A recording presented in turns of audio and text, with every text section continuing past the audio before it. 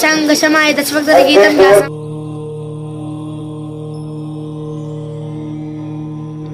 गांडीव, पिनाक और सारंग ये 3 ऐसे धनुष थे जिन्होंने भारत के इतिहास को बदल के रख दिया था। और ये तीनों धनुष बने थे महर्षि दधीचि की अस्थियों से। और इतना ही नहीं, एक वज्र भी बना जिससे वृत्तासुर का वध हुआ था। गांडीव धनुष जो देवताओं को मिला, बाद में अर्जुन के पास पहुंचा जिससे महाभारत जीता गया।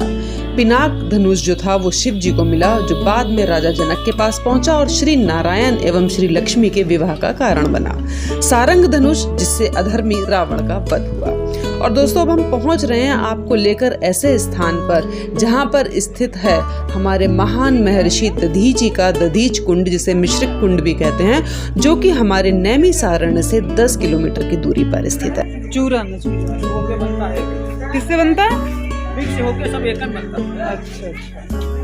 चूरन।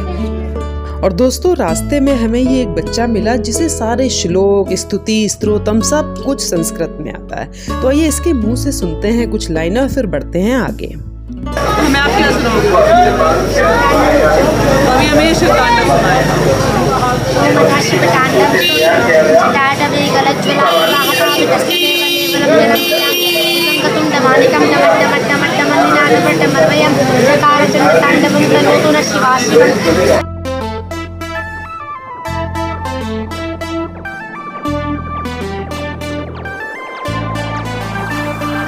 वशांगशमाय दशवक्तगीतं व्यासं बहुपूजनपरं पठिते प्रदोषे तस्य तिरामन्दगजेन्द्र तुरङ्गयुक्तां लक्ष्मीदृष्टिं प्रदातमुदगसर्गरमेशभौरोगिणां गुरुवे सर्वलोकानां मूर्ते नमः दक्षिणामूर्तमैति श्रीरामस्कन्धस्तोत्रं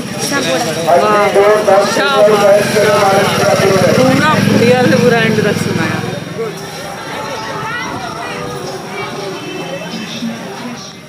तो अब हम पहुंच गए हैं दोस्तों मंदिर के बिल्कुल सामने ही। और मंदिर में अंदर दर्शन करने से पहले हम करेंगे कुंड के दर्शन, जहां पर बताते हैं कि 3 लोकों का जल मिश्रित किया गया था, तो इसलिए इसको मिश्रित कुंड या मिश्रित कुंड भी कहते हैं। तो मिश्रित कुंड के दर्शन करेंगे और उससे पहले हम जरा यहाँ पे पंडित जी हैं, उनसे जानते हैं यहाँ के बारे में थोड़ी सी जानकारी। से बोलिए दधीचि भगवान की जय। मिश्रितम चा महात्मनम गरिष्ठ पापनाशनम यस्वत्ता पापभ्यो मुच्यते न संशय। एक समय माता पार्वती ने भगवान शिव से पूछा कि हे भगवान, आपने जो सृष्टि निर्मित की है ये वनों के बगैर अधूरी है। तो भगवान ने पार्वती को मुस्कुराते हुए जवाब दिया कि हे प्रिय, मैंने बहुत से वन लगाए हैं, पर उन वनों में भी 12 वन श्रेष्ठ हैं। जैसे एक क्लास में 60 बच्चे और 60 में कोई 10 फर्स्ट आते हैं और फर्स्ट में भी कोई फर्स्ट होता है, तो उन 12 वनों में भगवान शिव ने पार्वती को 3 मुख्य वन श्रेष्ठ बताए। सबसे पहले जिस वन का नाम लिया वो नैमिष का तपोवनारण्य, जहाँ आप बैठे हुए हैं। दूसरा जिस वन का नाम लिया वो काम वन, जहाँ वृंदावन में भगवान श्री कृष्ण ने रास रचा, आज वो वृंदावन के नाम से जाना जाता है। तीसरा जिस वन का नाम लिया वो मुक्ति वन, जो आज बद्री नारायण धाम के नाम से जाता है। बिहार गया में ये नाभि है भगवान की।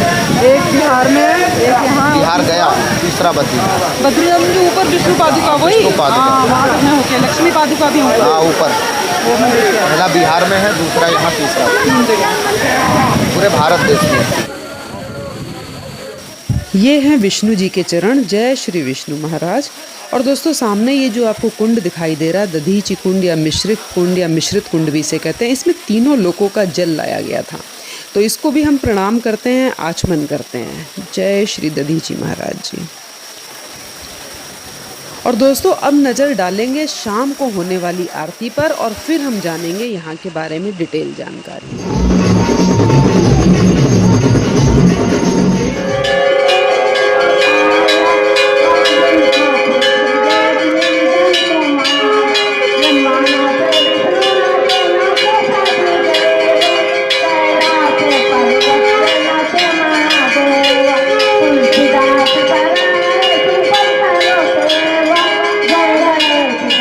और दोस्तों, मंदिर में दर्शन करने से पहले दधीचि महाराज की पूरी जानकारी लेते हैं। नैमिष के तपोवनारण्य में महर्षि दधीचि इस पृथ्वी का भ्रमण करते हुए अपने 17वें पड़ाव पर आकर के सरस्वती तीर्थ के किनारे तपस्या करते हैं। ये सरस्वती तीर्थ भगवान शिव के जब नंदी जी प्यासे हुए तो उन्होंने धनुष पर बाण चढ़ाकर पृथ्वी से जलधार उदय की। इस तीर्थ के किनारे महर्षि दधीची अपनी धर्मपत्नी सुवर्चा को लेकर के तपस्या कर रहे थे। एक समय ऐसा आया कि इंद्र के गुरु बृहस्पति जी उनके क्रियाकलापों से असंतुष्ट होकर के उनका गुरुपद छोड़ दिए। जब ये समाचार दैत्यों को प्राप्त हुआ तो दैत्यों ने इंद्र पर आक्रमण कर विजय प्राप्त कर ली। इस अवस्था में इंद्र ने अपने द्वितीय गुरु के रूप में विश्वस्वरूप जी को गुरु बनाया। तुष्टा ऋषि के पुत्र विश्वस्वरूप जी के 3 मुख हैं। एक मुख से मदिरा, एक मुख से वायु, एक मुख से वेद मंत्र का उच्चारण करते हैं। विश्वस्वरूप ने जब गुरुपद ग्रहण कर लिया तो पुनः इंद्र को वो शक्ति प्रदान होने लगी जो शक्ति छूट गई और पुनः दैत्यों पर विजय प्राप्त हुई। एक दिन विश्वस्वरूप यज्ञ में आहुतियाँ दे रहे थे। जैसा कि दिति और अदिति 2 बहनें हैं। काश्यप ऋषि की दोनों धर्मपत्नियाँ हैं। अदिति से देवता और दिति से दैत्य उत्पन्न हुए। तो दैत्य माता आकर के कहती है कि हे पुत्र, मैं तुम्हारे माँ के समान मोहती हूँ। तुम्हारे भाई जो दैत्य है वो भूख में बहुत व्याकुल रहते हैं, इसलिए यज्ञ करते समय कुछ अंश इनको भी दे दिया करो। माँ कैसी भी हो, चाहे वो दानव को जन्म दे चाहे देवता को, पर जब पुत्र बिखलाते हैं और भूख में तड़पते हैं तो माँ कहीं भी मांगने जा सकती है। विश्वस्वरूप ने विचार किया कि माँ के समान मौसी कुछ मांगने आई है, अगर मैं नहीं दूंगा तो माँ के अपमान करने का घोर पातक लगेगा। बोले ठीक माता, यज्ञ में आहुतियाँ देते समय जो साकल्य अग्निकुंड के बाहर गिरती है, यज्ञ की पूर्णाहुति पश्चात मेरे दैत्य भाई ले जा सकते हैं। जो बाहर गिरती है स्वाहा करते समय वो शाकल्य दैत्य अंश होता है। ये समाचार जा करके जब देवताओं ने इंद्र को बताया, इधर दिति आशीर्वाद देती हुई चली गई। देवताओं ने इंद्र से जाके कहा तुम्हारा गुरु बड़ा अनर्थकारी है। पहली बात तो मदिरा पीता है और दूसरे दैत्यों को यज्ञ में आहुतियाँ दे रहे हैं। जैसा कि अभी मैंने बोला कि विश्वस्वरूप जी के 3 मुख, एक मुख से मदिरा, एक मुख से वायु, एक मुख से वेद मंत्र उच्चारण। इंद्र को क्रोध आया और क्रोध में आकर के इंद्र ने अपने गुरु विश्वस्वरूप का ही वध कर डाला, जिसके कारण इंद्र को ब्रह्म हत्या दोष लगा। इस हत्या को उसने 4 भागों में बांटा। पहला पृथ्वी को दिया जो ऊसर भूमि रहती है, दूसरा नदी को दिया जो झाग निकलता है, तीसरा वृक्ष को दिया जो गोंद देते हैं, चौथा आप माताओं में मिला जो आप रजस्वला धर्म से होती है। ये ब्रह्म हत्या का 1/4 हिस्सा है। पर जब तुष्टा ऋषि के आश्रम में विश्वस्वरूप उनके पुत्र का वध का समाचार ज्ञात हुआ तो वो उस समय अग्नि में आहुतियाँ दे रहे थे हवन कुंड में। तो पुत्र मोह बढ़ जाने के कारण गलत मंत्र उच्चारण हुआ, परिणामतः एक अग्निकुंड से विकराल वृत्तासुर दैत्य की उत्पत्ति हुई। उससे कहते हैं तुष्टा ऋषि कि हे पुत्र, तुम मेरे द्वारा जन्मे हो, तुम्हारा भाई एक विश्वस्वरूप है जिसका देवताओं के कहने पर इंद्र ने वध किया, तुम वध करने के बदले में उसका वध कर डाला। इतना सुन करके वृत्तासुर दैत्य धन गर्जन करता हुआ देवपुरी की ओर दौड़ा। रास्ते में जो देवसेना आती उसको मारता काटता। पर यह समाचार जब इंद्र को ज्ञात हुआ तो इंद्र भयभीत होकर के इंद्रासन छोड़कर भागे और जाकर के ब्रह्मा जी की शरण में गए, क्योंकि ब्रह्मा जी के पास में जन्म से लगाकर मृत्यु का पूरा वृत्तांत रहता है। नारायण भी आते हैं तो कितने समय प्रकट होंगे, उनके जाने का समय कम होगा। तो ब्रह्मा ने इंद्र से कहा परेशान मत हो इंद्र, एक समय मैंने अपने हृदय से 2 पुत्र उत्पन्न किए जिनका नाम भृगु और अथर्वा हुआ।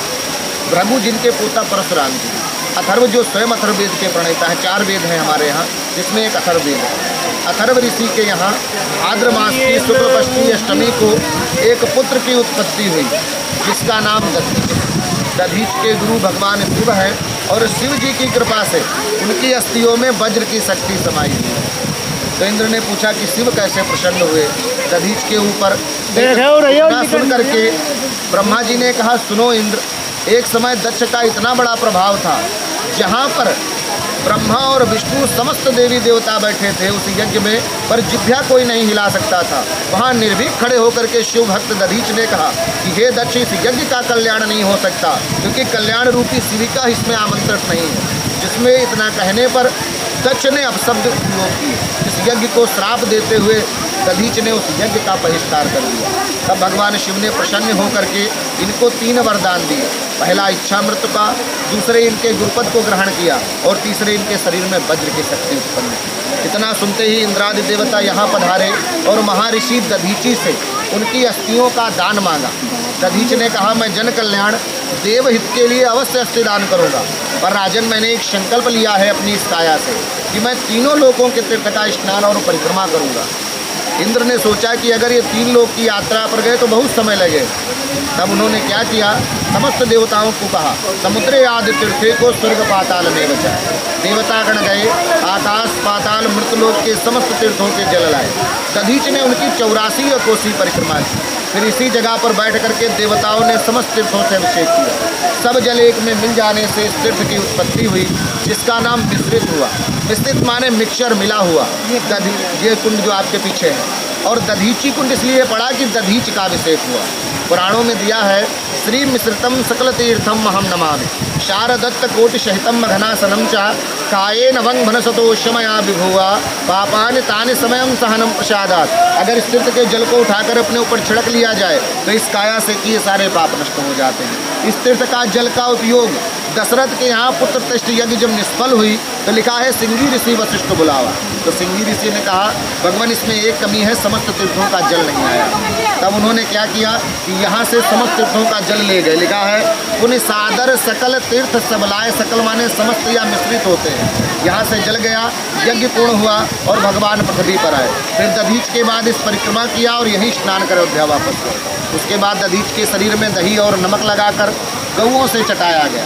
मैं आपको बताऊं, दधीच ने जो अपनी अस्थियों का दान दिया उस समय दधीच की आयु 27 से 28 वर्ष। उनकी धर्मपत्नी सुवर्चा उनके पहले ही बच्चे को उदर में लेकर के गर्भवती थी। इस अवस्था में अगर किसी की धर्मपत्नी युवा अवस्था में गर्भवती हो और जिसकी आयु 27 से 28 वर्ष की हो, एक यूनिट ब्लड मांगो तो बोलेगा कल मेरी धर्मपत्नी को आवश्यकता पड़ेगी, धन ले लो, आप व्यवस्था कर लो। पर दधीच ने किसी को नहीं देखा। इस सृष्टि के कल्याण और देवताओं के हित के लिए जीवित ही बैठकर दही और नमक लगाकर गऊओं से चटाया।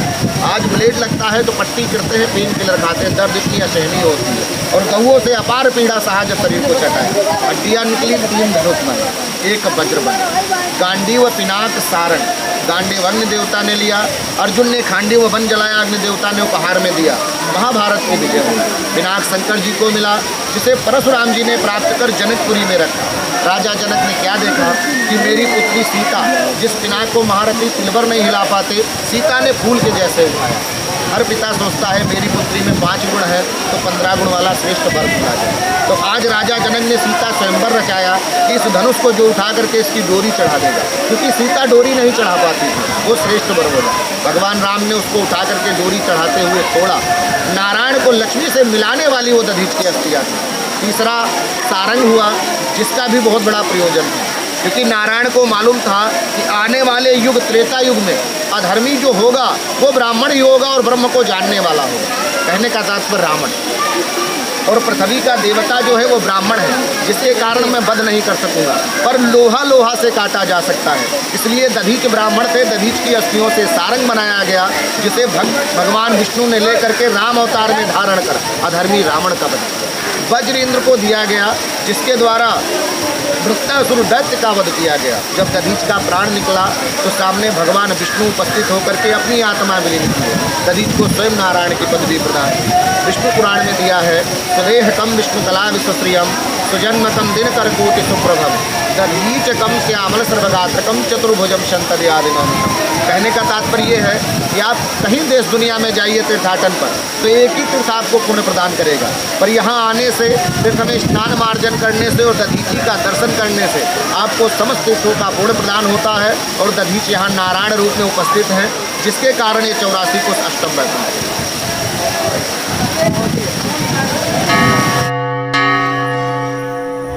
तो चलिए अब चलते हैं मंदिर के अंदर और दर्शन कराते हैं आपको एक बहुत ही पवित्र स्थल के, जहाँ पे किया था हमारे दधीच जी ने अपनी अस्थियों का दान। तो ये वो जगह है जहाँ पर स्वयं इंद्र जी आए थे और बहुत सारे सभी देवी देवता भी आए थे और यहाँ पर किया गया था अस्थियों का दान। तो पहले हम आपको मंदिर दिखाते हैं और मंदिर के बाहर ही देखिए हाथी कितना सुंदर लग रही है मूर्तियाँ, दोनों तरफ हाथी की मूर्ति बनाई हुई है और ये बीच में मंदिर है। तो चलिए चलते हैं अंदर और देखते हैं मंदिर को। और बाहर देखिए बोर्ड पे भी काफ़ी कुछ लिखा है, वो बाद में हम पढ़ेंगे, पहले हम मूर्ति के दर्शन करते हैं जो अंदर मूर्तियाँ हैं।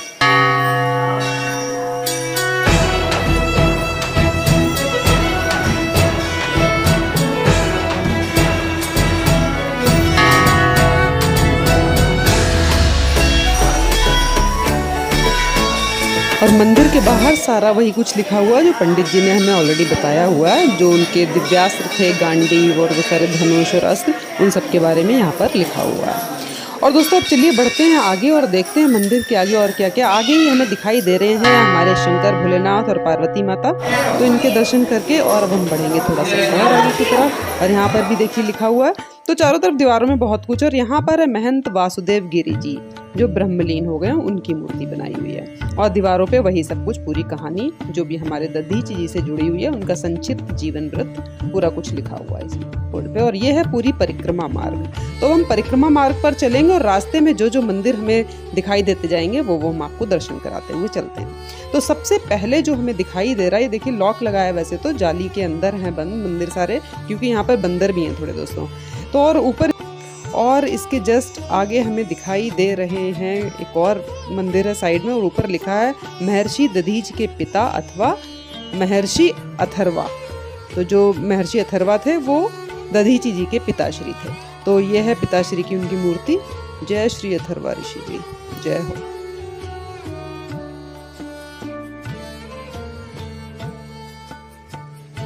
और सामने ये वासुदेव भवन है जो भी हम देखेंगे, लेकिन यहाँ पे साइड में और भी गोलाकार जो बना हुआ है, सब में और भी मूर्तियाँ, वो भी हम दिखाएंगे। चलिए पहले ये लेफ्ट साइड में जो ये बना हुआ है इसको पहले देखते हैं कि इस वासुदेव भवन में क्या क्या बना हुआ है। तो देखिए यहाँ पर दिखाई दे रहे हैं दधीची जी, गाय उनकी हड्डियों को निकालने के लिए उनका जो उन्होंने उस पे लगाया था ना दही और नमक, तो वो गाय चाट रही है और इंद्रदेव हाथ जोड़कर बैठे हुए प्रार्थना कर रहे हैं। इस तरीके का बना, और ऊपर लिखा है अस्थिदान स्थल। तो ये अस्थिदान स्थल है। और अब इसके आगे देखते हैं और क्या क्या है।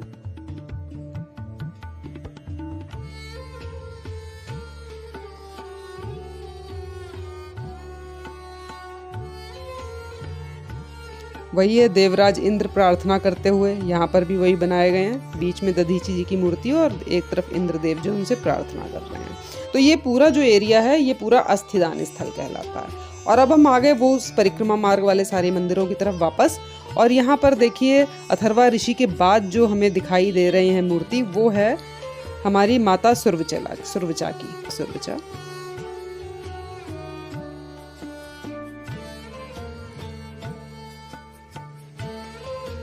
और इसी के जस्ट आगे हमें कौन दिखाई दे रहे हैं देखते हैं। बहुत सारी पिंडियां भी दोस्तों बीच में बनी हुई हैं। ये है महर्षि पिपलाद जो कि दधीची जी के पुत्र थे। और पिपलाद के बारे में कहते हैं कि जब उनकी माता गर्भवती थी और दधीची जी ने अपने अस्थियों का दान किया था, तो माता ने इनको एक पत्थर से अपना पेट पूरा फाड़ के और इनको पीपल के पेड़ में रख दिया था। और पीपल के पत्तों को खा के ही ये ऋषि बड़े हुए थे, तो इसलिए इनको महर्षि पिपलाद कहा गया था। इनके बारे में और भी बहुत सी कहानियां हैं कि इन्होंने शनिदेव को बांध के रखा था। जब बाद में उनको पता चला, किसी ने कहा कि शनिदेव की क्रोध के कारण ही तुम्हारे माता पिता के साथ ऐसा हुआ है, तो उन्होंने कहा कि शनिदेव को मैं बांध के रखूंगा। तो कुछ इस तरीके की कहानी आती है, वो तो काफ़ी डिटेल है, वो कभी बाद में हम इस बारे में चर्चा करेंगे। फिलहाल हम पहुंच गए एक शिव जी के मंदिर के आगे।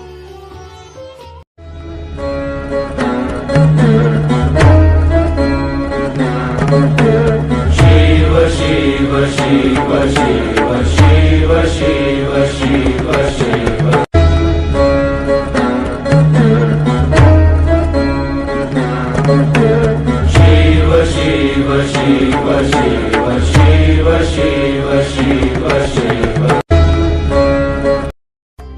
और दोस्तों शिव मंदिर के बिल्कुल साइड में बीच आंगन में बना हुआ है हवन कुंड।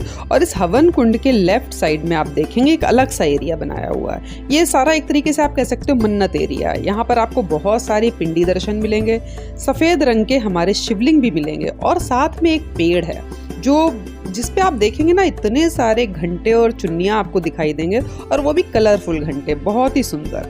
तो चलिए करते हैं इन सारे पिंडी रूप के दर्शन, शिवलिंग के दर्शन और इस वृक्ष के भी दर्शन।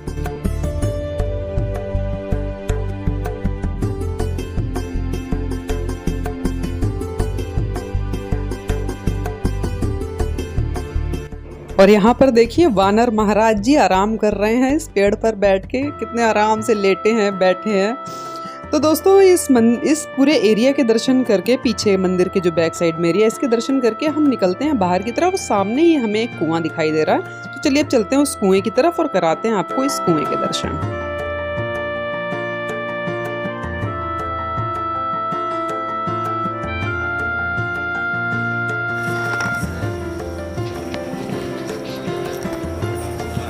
और अब दोस्तों हम आ गए हैं एग्जिट गेट की तरफ और वहाँ पे आपको दिखाई दे रहे हैं प्यारे प्यारे से शिवलिंग जी, ये राइट साइड में, और लेफ्ट साइड में वीरभद्राय नमः लिखा, और यहाँ पर भी शिवलिंग जी हैं। तो इनको प्रणाम करके हम निकल रहे हैं मंदिर से बाहर। और उम्मीद ही नहीं दोस्तों, पूरा विश्वास है कि आपको महर्षि दधीच के इस पवित्र स्थल के, जहाँ पे इतना बड़ा दान हुआ कि जिसके धनुष बनाए गए, वज्र बनाए गए और एक इतिहास रचा गया, उसके दर्शन पसंद आए होंगे। तो दोस्तों मंदिर के दर्शन करने के बाद अब हम निकल आए हैं बाहर, और अब आपको हम लेकर चल रहे हैं एक नई जगह पे, एक नई कहानी और नई मान्यताओं के साथ दिखाएंगे हम आपको एक अगला पवित्र स्थल। तब तक के लिए बने रहिए ड्रॉप ऑफ ब्रह्मांड में। ओम नमः शिवाय, हर हर शंभो।